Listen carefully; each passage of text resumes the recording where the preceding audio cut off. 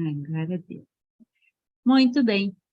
Uma boa noite, então, para todo mundo. Hoje são 27 de julho. Nós iniciamos hoje o estudo do Atma Bodha, do Shankaracharya, uma das principais obras atribuídas ao Shankaracharya, tomada como, provavelmente, sim, dele próprio, né?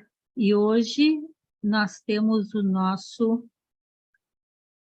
17º encontro, no dia 27/7. Muito bem. O Atma Bodha é uma obra bem pequena, é conhecida como um dos tratados menores atribuídos a Shankara, né? E está entre aquelas obras que são consideradas autênticas. Então, a gente está seguindo hoje na página 140, 130, opa, 130, estou pegando o livro aqui, que está aqui do meu lado. 135, isso, página 135 do nosso livro de referência, que é o Atma Yoga, né? Então, o Alberto faz uma pequena introdução, e aí nós vamos direto aos slokas, né? Aos aforismos. São 68 aforismos que foram escritos em sânscrito, né? E a característica forte desse texto é a ênfase na não-dualidade e na identidade Atman e Brahman, que é a característica dos textos do Shankara, né? E Shankara diz que teria escrito para o benefício do seu discípulo Padmapada. Lembra? Tinham 4 principais discípulos, Padmapada era um deles. É aquele que caminha sobre o lótus. Padmapada significa isso, né? O seu caminho é sobre lótus. E o texto Atma Bodha, ele é bem sintético, né? E ele aborda os principais temas da tradição Vedanta Advaita, então é considerado como uma boa introdução ao Vivekachudamani, que é bem mais extenso, são 580 estrofes, né? E é mais denso, é mais aprofundado. O Atma Bodha, ele apresenta os tópicos, né? O Atma Bodha e o Vivekachudamani são chamados de prakaranas, e isso indica que eles são obras que explicam os Shastras, as principais escrituras, obras com autoridade espiritual, como são alguns dos prakaranas, são os Upanishads e os Vedas, e o Vivekachudamani e o Atma Bodha também são assim considerados. Shankara, no Atma Bodha, retoma a constante exaltação sobre a necessidade de se conhecer Atman. Este Atman está presente em todos os seres, e dessa forma se pode fazer o caminhar da senda espiritual, no sentido de busca da libertação, o que vai passar por todo um trabalho prévio, que ele vai desenvolver, vai chamar atenção no Atma Bodha, e conduz os seres à liberação, né? Ele vai enfatizar uma forma, né? Tem uma fórmula para isso, e pela reflexão ou meditação, deve-se chegar a compreender que Atman é idêntico a Brahman. Então, há um exercício pelo exercício de reflexão, de meditação, de estudo, dentro de um estado de purificação, é possível conhecer, primeiro num sentido mais externo, compreender esta ideia, até que então seja possível de conhecer dinamicamente ou gnosticamente essa realidade, que Atman é idêntico a Brahman e este está em todos os seres. A tradução que o Alberto traz aqui no livro do Atma Yoga é baseada em 4 principais autores, tá? Estão em inglês, e ele fez um estudo dos 4 textos para escolher a sua tradução. Então, novamente, Swami Chinmayananda, né, que é de 1987, a publicação, Pandit Sitanath Tattvabhusam, que é de 1902 a 1908, Swami Nikhilananda, novamente, também já apareceu aqui para a gente, de 1962, a sua tradução, e o Rafael, essa está em espanhol, de Barcelona, de 1995. Diz o Alberto, procurei evitar, o Alberto sempre tende a fazer essas correções, né, a ter essa preocupação de, porque ele tem muito estudo, muito conhecimento, mostrar a melhor forma de dizer aquilo, ou a melhor tradução para cada um desses conceitos. E como ele comenta, há muitos equívocos filosóficos que ocorrem muito frequentemente nas traduções. Então ele diz, para evitar os equívocos filosóficos que são constantes em outras traduções de obras orientais para o português e o espanhol, de modo que este pequeno e essencial texto possa ser uma reta introdução à tradição Vedanta Advaita de Shankara, né? Então, convido vocês agora para a gente começar, e eu vou colocar o primeiro bloco, nós vamos estudar o texto todo, o primeiro bloco de sentenças. E aí, quem quiser fazer algum comentário, destacar alguma passagem, trazer uma reflexão, colocar uma pergunta, está aberto para todo mundo. Então, diz ele, escrevo o Atma Bodha para servir às necessidades daqueles que, havendo purificado a mente e alcançado a paz no coração, carecem de desejos e almejam a liberação. Veja, ele está explicitando por que ele escreveu o Atma Bodha. Então, para servir para aqueles que, já tendo purificado a mente, alcançado a serenidade e a paz no coração, e não tendo mais os apegos, os desejos, né, a agitação das emoções e mental, que almejam a liberação. Vocês podem ver que aqui estão aqueles quatro qualificações iniciais, né? Assim como o fogo é necessário para cozinhar, sem conhecimento do Atman, a emancipação não será alcançada. Comparando com todas as outras formas de disciplina, o conhecimento de Atman é o meio direto para a liberação. Espera aí. Tá certo.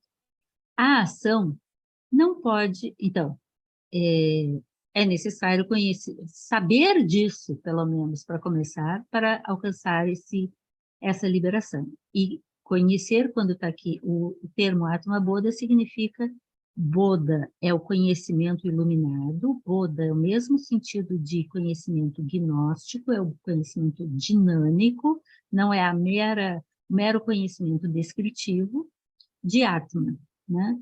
Então, é necessário conhecer experiencialmente, vivencialmente Atma para poder, de fato, ter a emancipação. A ação não pode destruir a vidya ou a dhinana. A dhinana é o contrário de sabedoria, né? Dhinana é o conhecer baseado na sabedoria. E vidya também é sabedoria, né? Então, a vidya e a dhinana são meio que sinônimos. E a ação não se opõe à vidya, à dhinana. O conhecimento de Atman verdadeiramente destrói a vidya, como a luz dissipa a escuridão profunda.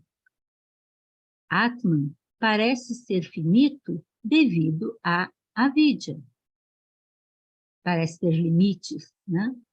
Quando a vidya é destruída, Atman, que não admite multiplicidade, ele é uno e um só, revela a si mesmo, se revela, se desvela, como o sol se revela, se desvela, quando as nuvens se afastam. Através da constante prática de dhinana, sabedoria, o jiva. Jiva, tradicionalmente, é traduzido às vezes como alma, às vezes como individualidade. Que está contaminado por avidya, se purifica e desaparece. Como a poeira na noz kataka decanta o barro na água. A noz kataka é uma noz da Índia, que é utilizada, misturada na água, para fazer com que o barro saia, né, se solte. o mundo cheio de apegos e de aversões, né? É como um sonho. Ele parece real quando ocorre, mas se revela irreal ao despertarmos. Apego e aversão, aqui pode ser raga e dvesha, né? Que são as duas palavras utilizadas no Vivekachudamani e na Raja Yoga de Patanjali. Assim como uma pérola parece prata dentro da ostra, o mundo parece ser real, enquanto Brahman, não dual, o substratum de tudo, não é conhecido. Então, enquanto Brahman, não dual, não é conhecido, o mundo parece real. Como bolhas na água, como as imagens que eles vão usando, né? O mundo surge, existe e se dissolve no Supremo Ser, Brahman, que é a causa material e a base de tudo.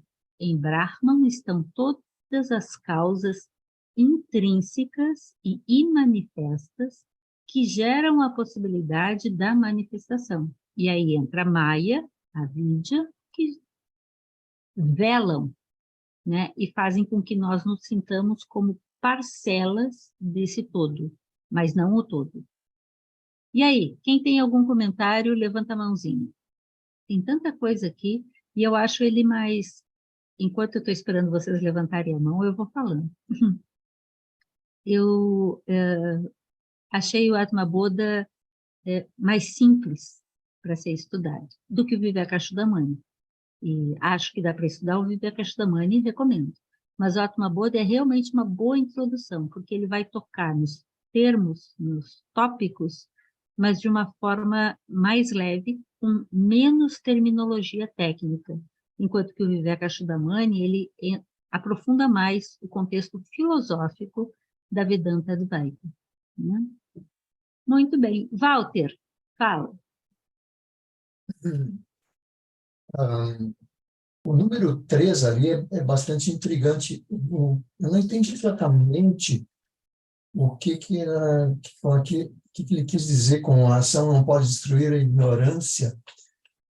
Seria a ação kármica não pode destruir a ignorância? Essa é uma questão. Então, peraí, vamos uma por uma. Vai lá, vai uma por uma. Tem de outra que você quer comentar também?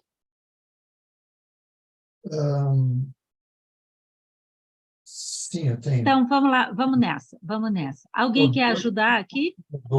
No 2, ali diz assim, comparando com todas as outras formas de disciplina, o conhecimento do Atman é um meio direto para a liberação.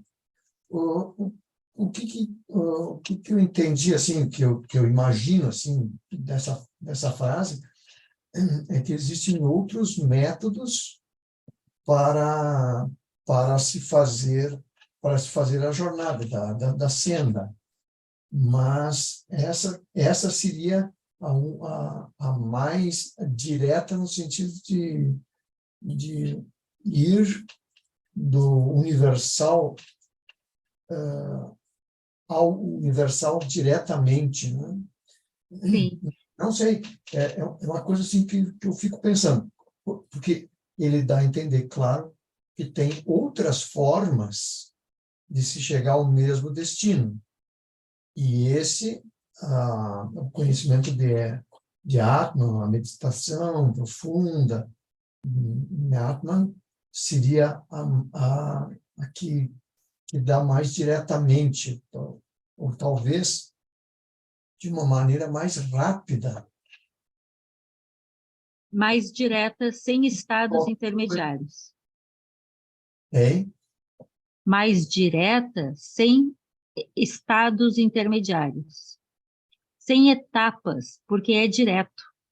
É direto. Bom, estou falando por leitura, não tenho a experiência disso, né, para comentar com maior profundidade.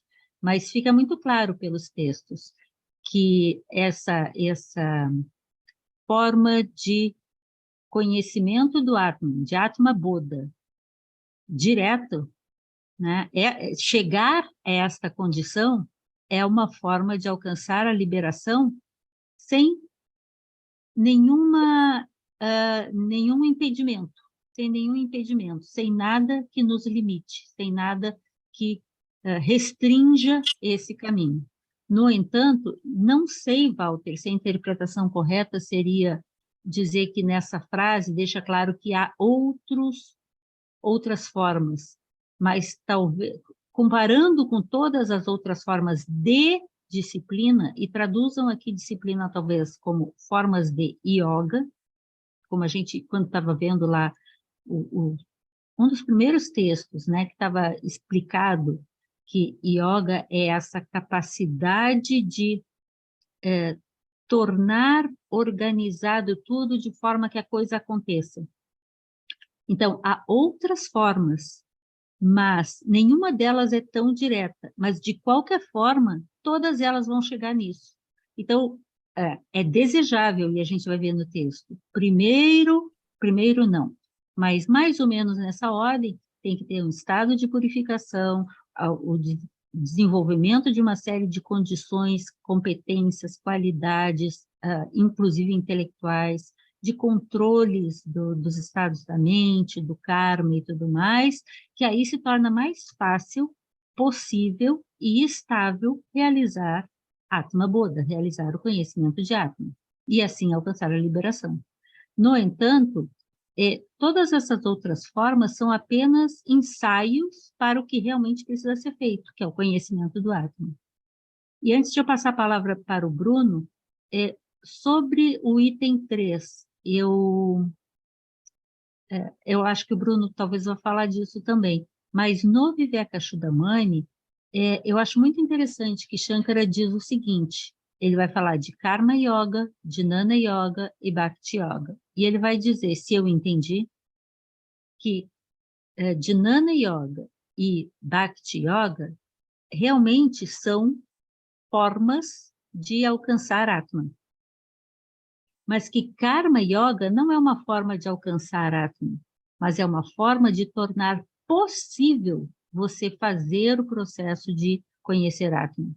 Porque Karma Yoga tem a ver com eliminar os kleshas, com diminuir as contaminações, reduzir os nossos karmas. É trabalhar o nosso fluxo mental de modo que ele se torne livre e assim capaz, por meio de Jnana Yoga e Bhakti Yoga, de alcançar Atman. Não estou dizendo que é assim, mas assim foi como eu entendi o que está no Vivekachudamani. Deixo à vontade para vocês pensarem de outras formas. Bruno. Olá. Aqui na 2, né, quando ele fala, assim como o fogo é necessário para cozinhar, sem o Atma Bodha, a emancipação não será alcançada. Aí depois ele continua, comparando com todas as outras formas de disciplina, o Atma Bodha é um meio direto para a liberação. Então não há liberação sem Atma Bodha, porque é esse fogo que é necessário.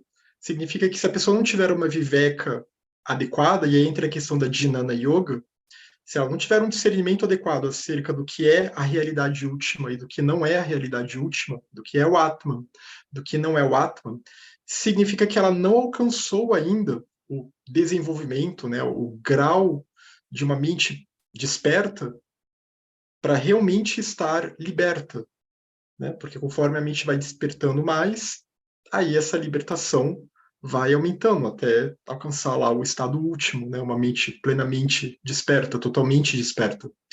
Então, o que eu entendo aqui é que, quando ele diz comparado com todas as outras formas de disciplina, e ele diz que esse Atma Bodha é o meio direto, ele é sim o meio direto, só que esse Atma Bodha, esse conhecimento do Atman, e aí vem um problema das traduções, né, essa palavra conhecimento, não é só uma questão intelectual, e não é só uma questão de que eu vou meditar tudo é Atman, né, que é uma meditação legal para fazer, mas isso não vai desmerecer as outras práticas que têm que ser feitas também, porque isso ainda não é o Atma Bodha real. O Atma Bodha real, pelo que eu entendo, né, essa palavra Bodha, que tem a ver com a palavra despertar, que tem a ver com a palavra luz também, né, iluminar, essa iluminação do Atman, né, essa luz que vem do Atman tem a ver com a palavra Budi, né, aquela intuição mais sutil, isso só é alcançado após um longo processo de purificação. Né? Então, se a gente às vezes lê isso de uma forma muito apressada, pode dar a impressão de que ele está dizendo, não, então eu vou ter um insight do Atman e eu vou me libertar instantaneamente. Mas não é exatamente isso. O que ele está dizendo é que esse estado de despertar, né, esse samadhi último aí que alguém alcança, ele só pode ser alcançado se a pessoa antes cumprir todos aqueles pré-requisitos que a gente já viu no Vivekachudamani, que a gente vê em outros textos, e até no Atma Bodha também. A gente vai ver isso, né, ao longo do texto, né, toda aquela disciplina, mas com um propósito.